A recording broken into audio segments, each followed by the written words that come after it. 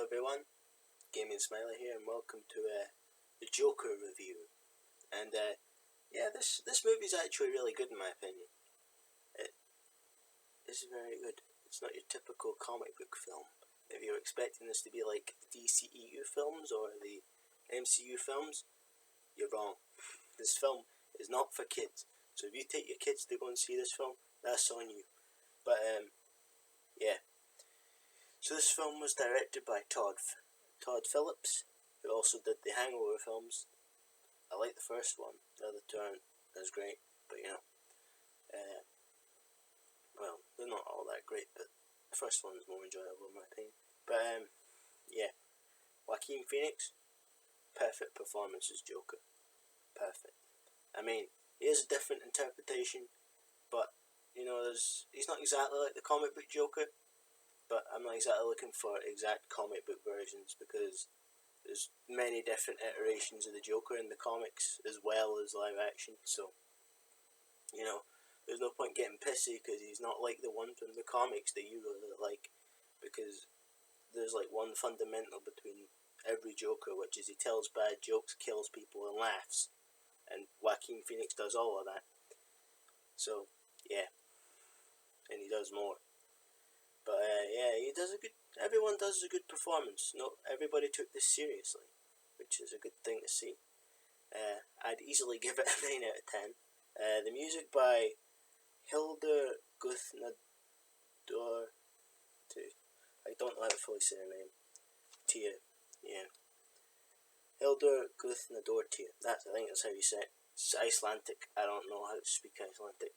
If I butchered her name, I'm sorry. She scores great, love it. She also did the music for Chernobyl. If you've ever seen that, it's a Sky miniseries. It's good. I haven't seen it, but I've been meaning to see it. But anyway, with that short review of non-spoiler stuff, I'm going to start talking spoilers. Because this is, by the way, this is a sort of Joker backstory. Also, if you're mad because it ain't the Killing Joke, that's dumb, because the Joker doesn't have a concrete backstory. He's not like Batman, where it's his parents died and then he spent years training. It's not like any other villain. He doesn't have a concrete origin. So getting mad because it isn't like the one in the Killing Joke is a bad idea. But yeah, I'm done with all that stuff. There's a lot of shit surrounding this film. The media fucking wrong. It's not as bad as they say. It's not as violent. It's not as twisted as they say. It's just about a man going down, like, falling into insanity. Showing his, like, fall into insanity. And how he could possibly become the Joker. But, yeah, I'm gonna start talking spoilers now. So, the film is set in Gotham, obviously. It's a fucking Joker film. It's set in Gotham in 1981. And, first thing we see is Arthur Fleck, which is the name of our character, which played by Joaquin Phoenix. And he's basically getting ready. He's a clown. But he's getting ready to do it, and he's trying to force a smile. He does this. And then obviously I'm not as good as an actor as Joaquin Phoenix, so I can't cry on cue. He lets out a tear with some makeup coming down. Basically, we find out that there's some bad shit going down in Gotham. There's a lot of poor people. There's a lot of problems with trash collection, and there's these things called super rats coming out. But yeah, basically Arthur's getting ready. He's putting on face paint. He's getting ready to go and twirl a sign for a closing down shop. And he gets the sign stolen off of him by a gang of young people. And they take it, and they run down an alleyway, and then they hit him with it. And then they kick the shit out of him. Which, you feel bad for him. Like, you really do end up feeling bad for him when you see him. Because, he does. As I said, I'm going to end up saying this a lot. Joaquin Phoenix's performance, superb. Brilliant. But basically, that's when the title card comes up, Joker, and it's in yellow. He's crying because he got his ass kicked and now the sign's broken. Anyway, so he is on a bus, he's going home, and he's trying to make this kid laugh. He's doing peekaboo, the kid's laughing, and the mom's like, "Can you quit bothering my kid?" And he's like, "I wasn't bothering him." And she's like, "Fucking psycho, quit talking to my kid." And then he starts laughing, involuntarily laughs, and he has this little card that he has, which basically says that he has a mental disorder that'll make him laugh uncontrollably when he doesn't want to, which I think is a good idea to explain for his laugh. Because you could just say, "Oh, he's crazy. He's just a psycho. That's why he laughs," instead of it being an actual mental condition that's just to do with a laugh. I don't really have any problems with this film, by the way. My only problem was going to be that Gary Glitter was going to make some money out of it, but the actual rights holders to Rock and Roll Part 2 said no, it's not happening, so nothing wrong. I mean, the song ain't bad. The guy who made it's bad. And I don't hate the song, I hate the guy that made it. But, yeah. But I'll mention that later. But, yeah, he starts laughing involuntarily. He looks sad as he's laughing as well, and he hands out the card. And she looks confused. And, yeah, he makes his way home. He walks up the stairs. And he goes home, and he has a little dance with his mum. And, they watch the news, and they see that Thomas Wayne is on the news. And she's all like, "Oh, I used to work for Thomas Wayne 30 years ago. He'll look after us." And we reached out to him. And Arthur's like, "You probably won't remember us, Mom. It's 30 years ago." And she's like, "Oh, he's putting some weight on." Which, by the way, Joaquin Phoenix looks like just skin on bone in this film. But, like Christian Bale in The Machinist. But, well, maybe not that bad, but, still. So, he goes to work the next day, after giving his mum a bath, and he basically goes to get ready, obviously, again, and this time he's performing in a kids hospital for the terminally ill children. But he gets another co-worker of his. He's a fat bastard. You can tell by the look of him he's mischievous, and this is entirely a bad idea that he's doing, and he knows it. But he decides to give Arthur a gun. He gives him a revolver. Well, I don't know exact guns because I ain't a gun expert, but he gives him what looks like a revolver to me. Arthur's immediately like, "I shouldn't have a gun. You're not meant to have a gun at work." And then he's like, "Just take it in case that happens again." It's Gotham. It's a possibility. But he's at a kids' hospital. Not even any asshole in Gotham would go for a kids' hospital. I say that, but then I remember the Dark Knight with all the blowing up of hospitals. But, yeah. So he goes there, and he's doing You Happy and You Know It, performing for a bunch of kids, and then the gun falls out, because he's got it in his waist pocket. This is kind of his fuck up. He should have left it in the bag somewhere else, not right on him. But, yeah, he says he gets called by his boss. He got called by his boss before as well, where he basically said you have to give the sign back, which you can't do, it's fucking smashed. Or else it's coming out of his paycheck, which clearly he doesn't earn enough. He clearly doesn't earn enough to, pay rent, pay for food for him and his mom, and pay for everything that you need to pay for. So, yeah, that's going to be a problem. But after dropping the gun, he gets a phone call from his boss. His boss is not very happy, obviously. Because, this clown that's part of his agency has dropped an actual fucking gun in the middle of a child's hospital. But, yeah, anyway, he's obviously not very happy. He's not a happy lad at all. He decides to... Basically, he gets a phone call. Boss says, "You're fired." Well, you have one reason, and he's like, "It's part of my acting." He's like, "What kind of clown carries a gun?" And, yeah, he gets fired. He's like, I love this job, which is like, I think this is the third time he said it. But yeah, after getting fired, he headbutts the window. It's a telephone box, and he smashes it. But anyway, he gets on the subway, go home, and this is where shit gets fucked up. It's about maybe half an hour, I think, maybe, into the film. I mean, the film's like 2 hours and 2 minutes. But, yeah, it's about that long into the film. And, there's these three assholes who are drunk, and they work for Wayne Enterprises. And they're heckling some girl. There's a guy with a chip, and he throws his chip at her, and he throws the bag at her, and, obviously, as I said, Arthur has a condition that makes him laugh uncontrollably. Also did forget to mention the part where he goes to the psychiatrist and we find out that he has 7 different prescriptions for 7 different mental issues.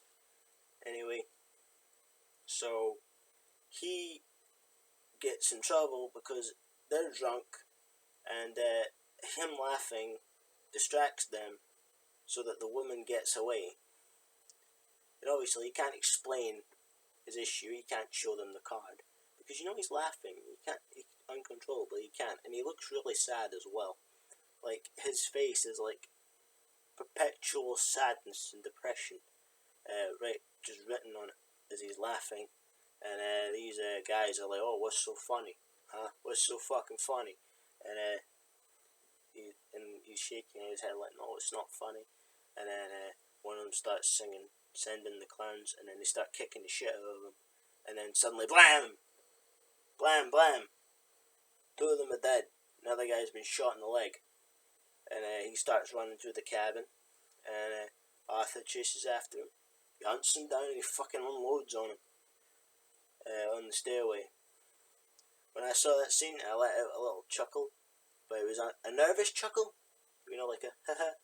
I didn't expect that to happen. But yeah, it's fucking sudden. And it looks quite realistic, which I really like. I like that it seems quite realistic. But, yeah. So, he, of course, gets the fuck out of there. And, he runs away, and he hides in the bathroom. Well, it's more like 40 minutes in, but he hides in the bathroom. In the bathroom, he starts dancing. I also forgot to mention that he danced with the gun as well. But yeah, he danced in the bathroom, which was entirely improvised, by the way, by Joaquin Phoenix. Basically, they just put the music on, and they didn't know what the fuck to do, and told him to dance, and he danced, and that's what we got, and it's actually well shot. The cinematography is very good. The dance is actually alright. It seems like an interpretive dance. By the way, this film doesn't just present you with everything. It doesn't just... It lets you make your own mind up. It doesn't tell you what the story is. But, yeah.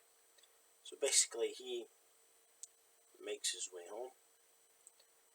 And he watches the Murray Franklin show. Murray Franklin is played by Robert De Niro. He's a presenter of a talk show. And, yeah, he basically acts like the king of comedy. But, yeah, there was also another character that I forgot to introduce that was a neighbour, played by Zazie Beetz, who was in Deadpool 2 as Domino. But she, basically, Arthur kind of falls in love with her. Basically, they share a moment in the lift going up to their floor, where she basically pretends to shoot herself in the head, and he does it more, like, he exaggerates it a bit more. He does that, he does, where she just does that. And then, anyway, there's a later point where he tells her that he's going to be at a comedy club. But yeah, before that, he's just killed the 3 guys. He comes back, he kisses her after stalking her to her job, where she says about shooting the place up, which I'm pretty sure is a delusion, but whatever. No, that's not a delusion. That won't be a delusion. He actually followed her. But yeah, the kissing part is definitely a delusion. But yeah, so he kisses her, then he goes back to his own place, and then he, he tries to chill out. He then goes to see his psychiatrist again, and his psychiatrist is like, it's actually a couple of days later, and on the news, it's fucking everywhere. Three Wayne Enterprises employees are fucking dead. The poor people of Gotham are fucking hyped and happy because, they're poor, and they're seeing the richer people come down a peg, and this is starting a political movement, and the rich are fucking shit scared that everyone will come after them. Thomas Wayne makes a poor choice of words when he says about becoming mayor, because he's saying he's running for mayor, but he calls all the poor people of Gotham clowns, because it's out there that this guy was wearing a clown mask when he killed them. But you don't call the majority of your voters clowns, do you? Do you, Thomas? By the way, Thomas Wayne is played by Brett Cullen, and he was also in The Dark Knight Rises. He was the senator that was technically kidnapped by Catwoman. But yeah, of course Arthur's not very happy that he's basically getting shit talked on TV, when actually it was more self-defense than I wanted to kill these people. It was, I'm getting the shit kicked out of me. Blam, blam, blam. The third one, you can kind of construe from self-defense to full-on murder, but we're not going to get into specifics of that. But anyway, he reads a letter that his mum has written to Thomas Wayne, saying that actually Arthur is Thomas's kid, and Arthur's not very happy about that his mom had withheld this info from him, so he's obviously pretty pissed, and she hides in her room, and then he calms down, and then they have a chat, and then he goes to Wayne Manor the next day, which he runs into Bruce Wayne. Bruce Wayne slides down a pole, and the kids sit. You'd think that wouldn't be a very important detail, but some people think it's a reference to the 60s Batman, even though it's just a kid sliding pole. It's not an entrance to the Batcave, okay? It's not like it plummets straight down into the fucking caves, but no. Basically, Arthur walks along the fence with a red nose on, and I'll tell you, after watching him kill those three guys, I was a bit nervous watching this scene. But he's just trying to make Bruce laugh. He's got like a fake magic wand, and Bruce just isn't laughing. He's not smiling. And fucking Alfred shows up, and Alfred basically tells him to fuck off because he does this to Bruce, that. But Bruce just sits there. He doesn't move his mouth, just like that. But yeah, Alfred's not very happy, and then Arthur says, "Oh yeah, I'm Penny's son," and he's like, "Penny? She hasn't worked here for 30 years, and she's delusional and crazy, and all this shit." And of course, if someone's saying to you, your mum's crazy, you're not going to exactly take that very well, are you? Especially not if you're a fucking nutcase. But, yeah.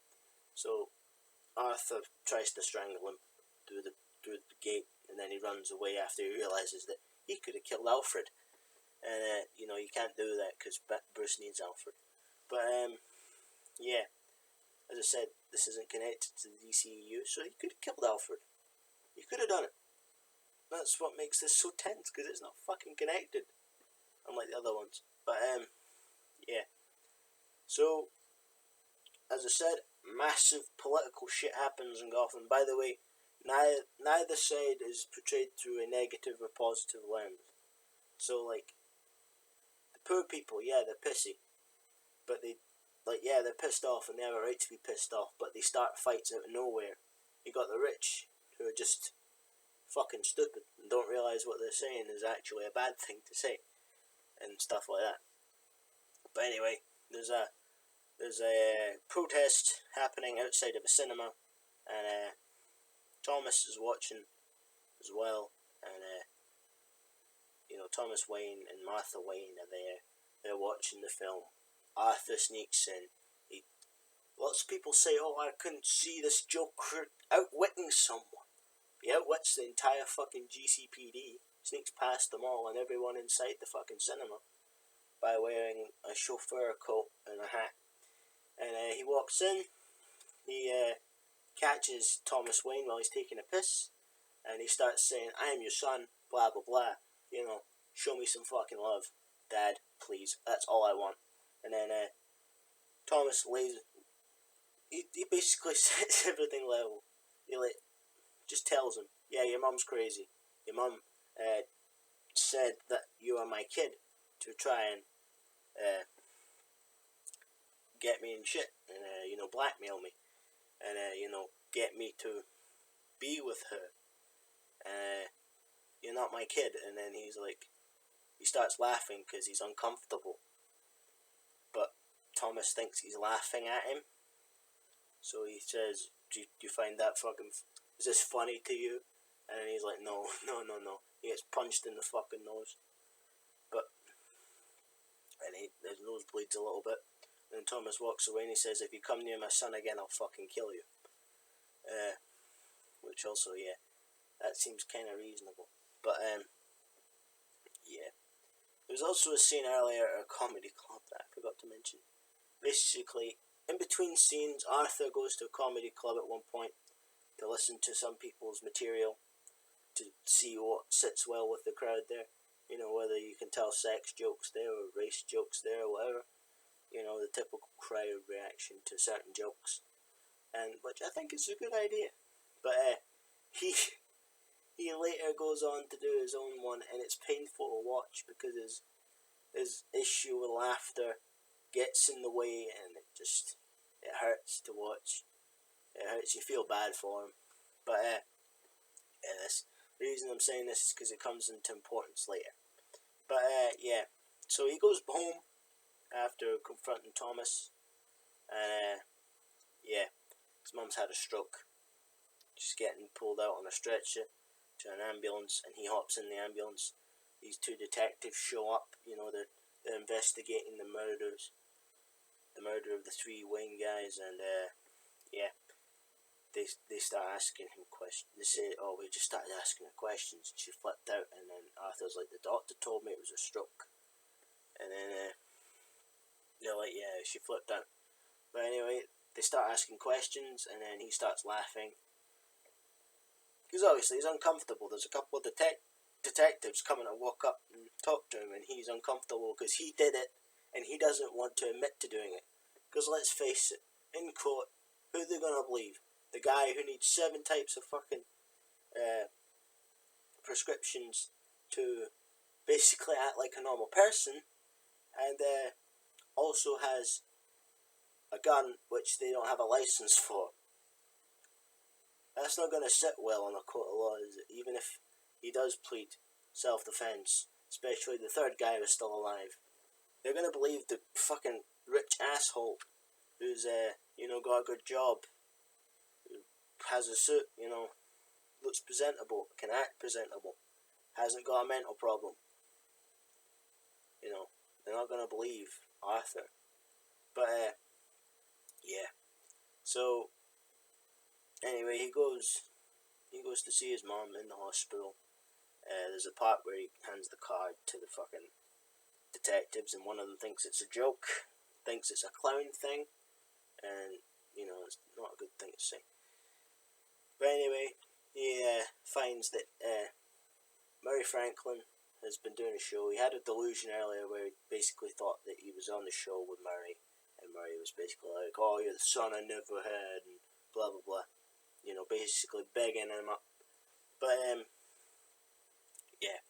So Arthur watches TV, and turns out Murray Franklin's taking the piss out of him because they filmed his stand-up, and they say it was a failed act, but I think it wasn't a failed act. I think the beginning of the act failed, but the rest of it was fine. because I'm pretty sure I heard some laughter after he told a certain joke that wasn't from the audience from Murray Franklin's, but whatever. So basically, he basically says that, oh, this guy thinks that laughing makes your joke funnier, or this guy, there's a part where he says, I told my mom when I was younger I was going to be a comedian, but everyone was laughing then, nobody's laughing now, and he goes, you can say that again, because, implying that nobody's laughing at his jokes, ever. But anyway, of course, he's not very happy with his father figure ripping the piss out of him on national television. But anyway, he goes home, he hides in the fridge for a little bit, which may seem odd, but when you take into account something that he said to the psychiatrist earlier, which was that he preferred Arkham, where he was sat in a white rubber room on his own in isolation. So, like, the closest that he could get to a white room which will isolate him from the rest of the world is his fridge. Which, yeah, I think that was alright. But he gets a call from the detectives. Basically, they want to ask some more questions. And he doesn't pick up, it's just the answering machine. And then he gets a call from Murray Franklin's show setter, or showrunner, or whatever. Basically, she says, by the way, your clips went viral, everyone loved them, and Murray wants you on the show. And he's like, okay, really? And she's like, yeah. So will you accept? And he's like, of course. So he's now got to go to the Murray Franklin show. But he goes to Arkham, not to be committed, but to find his mum's medical records. Also, there was a bit earlier with the psychiatrist where she said that he has. I actually like this scene with the psychiatrist, by the way. Before he finds out that he's on the Murray Franklin show, basically he sees the psychiatrist. She asks him, "You have any negative thoughts, Arthur?" He says, "All I have are negative thoughts." And then he basically says about how she doesn't listen. She just keeps asking the same fucking questions and doesn't help. And then she just completely blows him off. She doesn't give a fuck. And she basically says, by the way, city's cutting funding. And we can't do this no more. And he's like, well, how the fuck am I meant to get my prescriptions? And he doesn't get them. She doesn't give a fuck. But anyway, back to the part where he's at Arkham. So he goes to Arkham. He goes to get her medical files. And the guy won't give him them because obviously he finds out that he's actually Arthur Fleck and she's Penny Fleck. And he knows that what's in these files is fucked, especially towards Arthur. So he doesn't want to see it.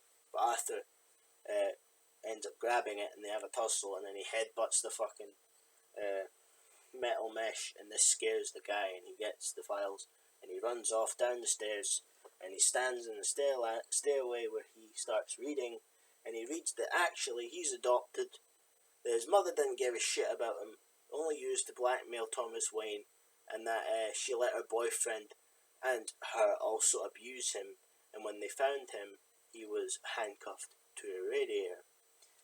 And of course all he wants is a little bit of love, and this kind of throws him off the edge.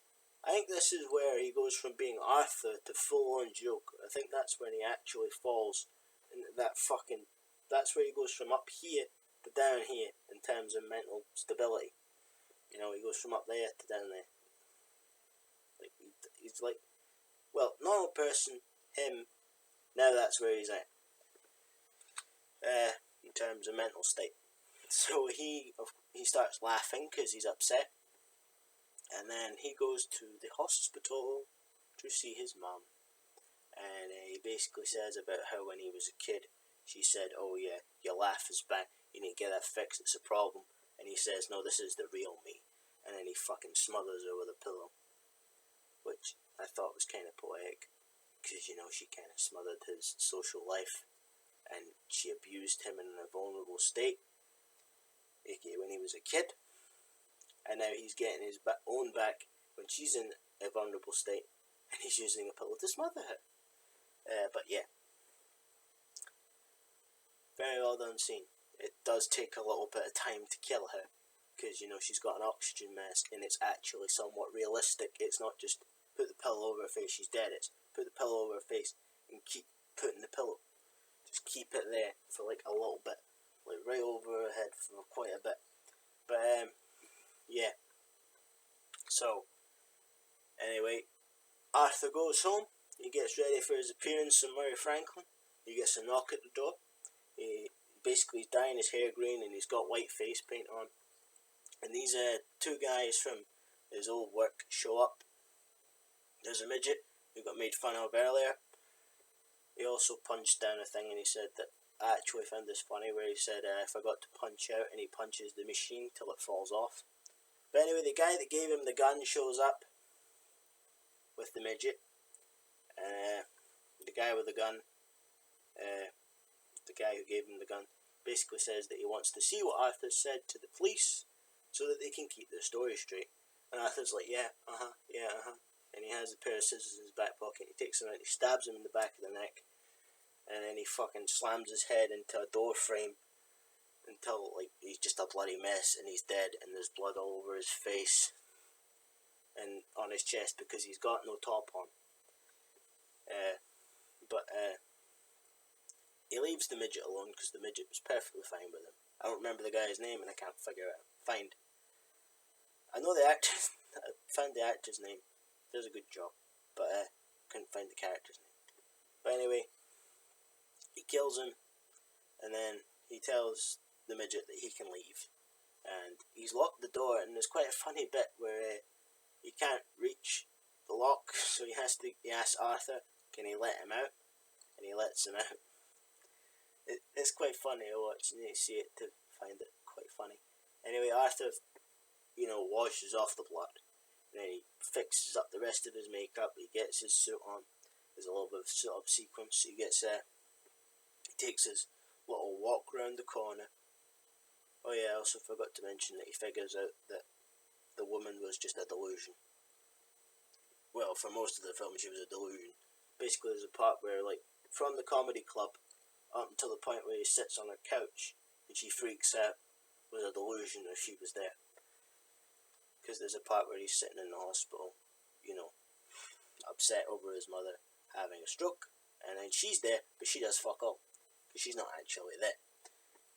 Some people find that a bit insulting. They think it was trying to be clever. I don't think it was trying to be clever. I think that was just showing him coming to terms with the fact that was just all a delusion.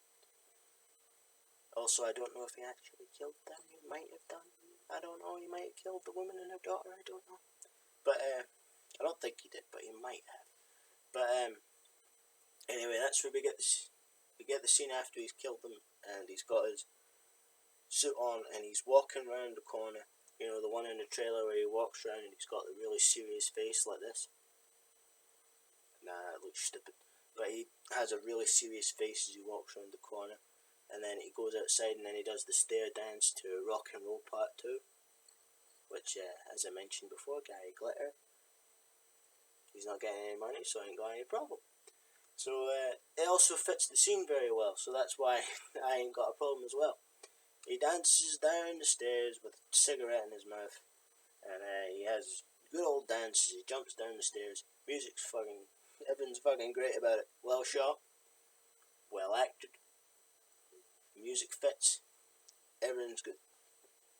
But then the two detectives show up, and obviously he looks up and he's like, oh shit, it's the detectives. And he runs away. They have a little chase. He gets hit by the car, but he gets up and immediately keeps running. He runs into a train, and you're like, oh shit, how's he going to get out of this? Because the detectives get on the train too. And what he does is he takes a guy's mask. There's a bunch of protesters with clown masks on. Takes his mask. Guy thinks that, and he pushes the guy that he stole the mask from. Pushes him into another guy, and he moves out the way as the guy takes a swing, and he hits another guy that starts a fight on the train. And he puts the mask on, to hide who he is. Even though they know that he's the only guy in a red and yellow suit. Which I like the suit. I like it. It's nice. I also like the makeup. this is also what I was talking about, the Killing Joke thing, you know. It's not died on him or anything. But, yeah. He basically, after this fight breaks out, the detectives pull out a gun, and one of them tries to stop one of the detectives, because obviously they don't know they're detectives. Because they're not even wearing, they're not wearing, typical police uniforms. They're wearing, long jackets and hats, and, you know. Anyway, one of them tries to stop them, and he gets shot, and then the detectives get grabbed by the protesters that start kicking the shit out of him. Because, you know, they've just killed someone.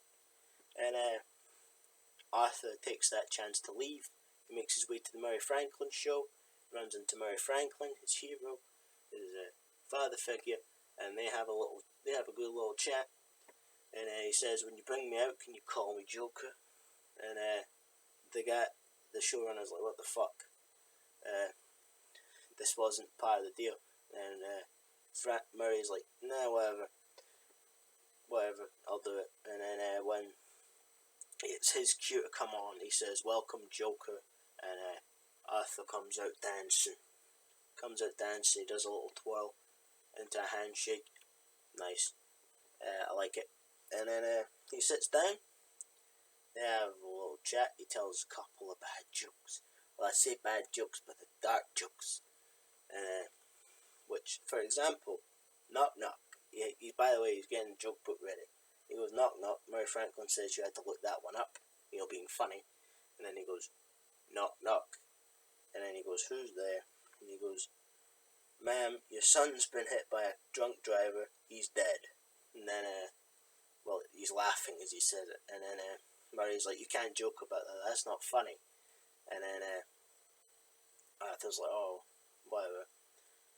He also says that he also has a rant about how people, you know, decide what's funny and what's not funny when humour is subjective, which I think is something that the director wanted to get out to, because he kind of made a tweet talking about how you can't be funny in current political climate, which he's not entirely wrong, but he's not entirely right. But you know, whatever. But yeah, I love this scene. It's a great scene. But basically, he admits to killing the three guys on the subway, and Murray Franklin thinks it was to start a political movement. Really, what he should have said was, no, it was self-defense. But no, he says that they were awful and that they couldn't hold a tune to save their lives. And, you know, la-di-la-di-la. And it's a great scene. He says to Murray that he's awful. He's like, "How am I awful?" And he's like, "You're just awful. You brought me out here to make fun of me on live TV." And then he says society. So I said the Joker meme word, but he says society with a good little monologue of his own. Well, he says it's a joke. He says, "Want to hear another joke, Murray?" And he's like, "I think we've had enough of your jokes." And he goes, "What do you get when you cross a mentally ill loner with a society that abandons him and treats him like trash? I'll tell you what you get. You get what you fucking deserve." And he pulls out the gun and he shoots Murray right in the fucking head. And then he shoots him again in the chest. And then he walks up to a camera and says, "That's life." But he gets cut off. Basically, he goes to say that's life because they use the Frank Sinatra song as an outro. Well, just the line, "That's life."